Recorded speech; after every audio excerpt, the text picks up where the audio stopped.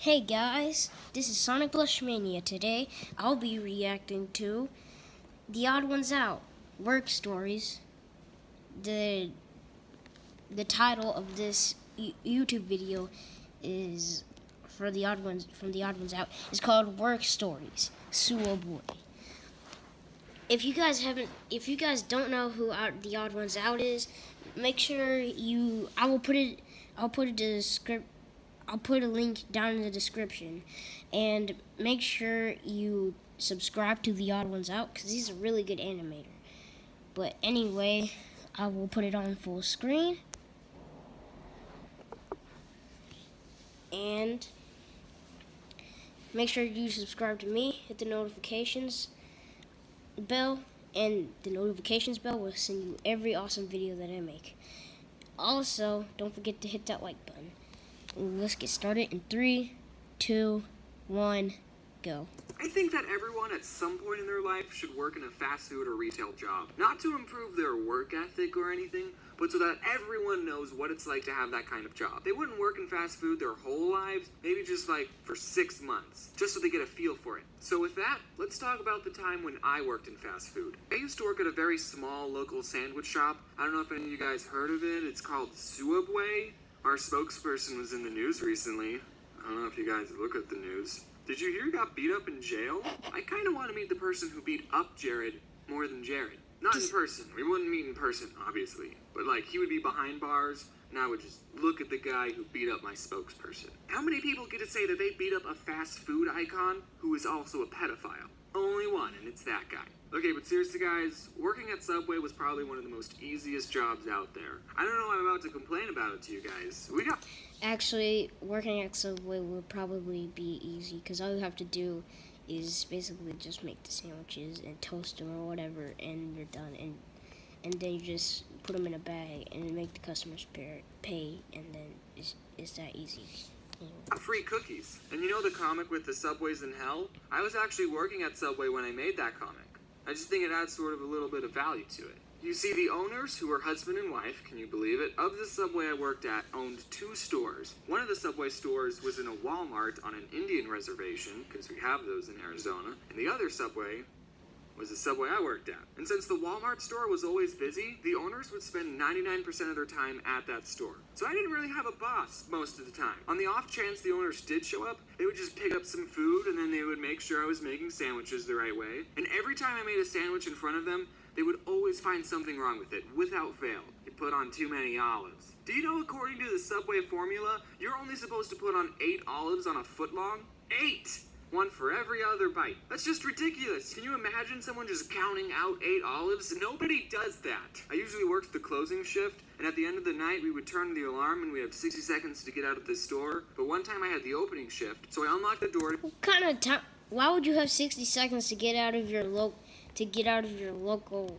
Subway job? Why? It's like a bomb is gonna go off if you don't leave in 60 seconds. But whatever. To get in with my key, and the alarm went beep, beep, meaning I had 60 seconds to turn it off. No big deal, right? I've turned the alarm on all the time when I was closing. So I go to the little control panel, and I type in the code, and nothing happens. The beeping is still there, and the clock is still ticking down.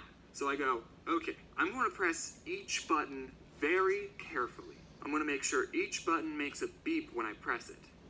Beep, beep, beep. Nothing still happens. So I go, okay, I'm going to make sure to press each button very carefully. And I start thinking, did they change the passcode without telling me? Well, this is the only passcode I know, so we're just going to try it again. And I press each button very carefully. Beep, beep, beep. And it goes quiet.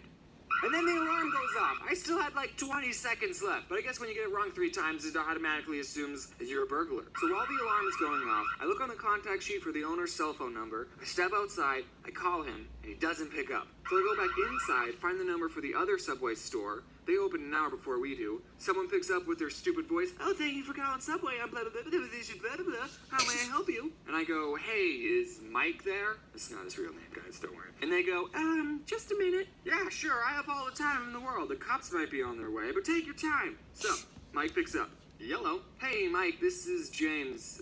What's the passcode for the alarm? Who is this? It's James. What's the passcode? What are you doing there, James? Why aren't you answering the question? I have the opening shift. Is the alarm going off? Yeah, no one told me the new code. Yeah, we changed it. It's the last 4 digits of your social security number. Oh, okay, thanks, Mike. I don't know my social security number. So I finally get the alarm off. No one showed up, thankfully. Which I actually don't know if that's a good thing or not, now that I say it out loud. We did have a store manager who would make the schedule and sometimes tell us, hey, can you guys do a better job at your job? But other than that, she was cool. She watches my videos and so do her little brothers. They're big fans. Shout out to Ivan and Andy. Those are the brothers. So get this, at Subway, you only work with one other person. Just you and them in an empty Subway for 5 hours. I mean, we weren't empty all the time. Okay, and when you're not making sandwiches, you have other stuff to do, like stocking the chips, or we had stuff to do. But okay, we did watch a lot of Netflix and do homework, so I mean, that other person you worked with would make or break your entire shift. It wasn't the annoying customers. I kind of got used to annoying customers. So I worked with a lot of crappy people. And I also worked with a lot of people who I would probably never become friends with, except in a work setting. You see, you gotta understand the type of people who got jobs at Subway. Potheads. Most of them are potheads. And some of them are really cool. I'm just going to go over a couple of the characters that I worked with. There was Tyler. I freaking love this guy. He smoked a lot of weed. He actually taught me what vaping was, and he got me into Clash of Clans. I actually mentioned him and his girlfriend in my riddles video. I don't know if I ever told him that. And of course, I have to mention Corey. He was cool. We watched How to Get Away with Murder on Netflix, and I've also hung out with him outside of work. What him and Tyler had in common is that they would actually do their job, which you gotta appreciate. Then there was this guy. And get this, who was also named Jared, and he was fat. I know, right? He's like Jared before. He loved marble, and that's the only thing he would talk about. I can say these things. He doesn't watch my videos. There was Sarah. She was cool. She made me a bread bowl. And her boyfriend, Jay. He talked about chakras and third eyes. He was interesting. And also, there's Anthony. He's cool. What's up, Anthony? For the 100,000 sprinkles video, I actually went back to Subway to use their scale because I knew they had one. And we counted 500 sprinkles again just to be more accurate for the 100,000. And Anthony helped me count instead of working. I mean, at least he got paid minimum wage for it. So 2 more stories before I go. One time, Jared asked me to take out this pile of trash, and I was like, oh, okay, I'll just put this pile of trash in the dumpster. And as I was taking it out, I saw that there was a chip poster in the pile. And I thought, this is too cool to throw away. I'm going to keep it. So I took it home with me. And then the next day when I went in, people were saying, oh, where's the chip poster? We can't find the chip poster. We haven't seen it. Oh, so you're gonna freaking ask for the chip poster, and when it's already taken down, that's some stupid crap. Anywhere. And I'm thinking, I have the poster. I decided not to tell anyone that I had the poster. And it's still hanging up in my room. Sorry, boss, if you're finding out about this now. Okay, and then the other story, I was working with a manager, and we were just making sandwiches like usual. And I noticed that when we toasted a sandwich, it would burn the paper a little on the edges. That probably shouldn't be happening. So then a customer asks for just bacon toasted. And the boss lady puts some bacon on paper, and then puts it in the toaster. And we don't have a setting for just bacon. So then when she opens the toaster, there was a fire on the bacon. So then she starts to whack it with the little metal tray thing. Why would you do that? All she ended up doing was fanning the flames, making the fire bigger. You got this, right? Then I went in the back and I got the fire extinguisher and I actually used it. I single-handedly saved that Subway. Wait, what have I done? Is it okay if the bacon's a little crispy and has nitrogen and carbon dioxide stuff on it? No. Wow, I didn't even mention a single bad customer experience. Well, I don't... Well, that's the end of this video. It was kind of short, but I will be reacting to the second part and the third part, another day. But, again, make sure you hit that like button and subscribe to me. I will see you next time.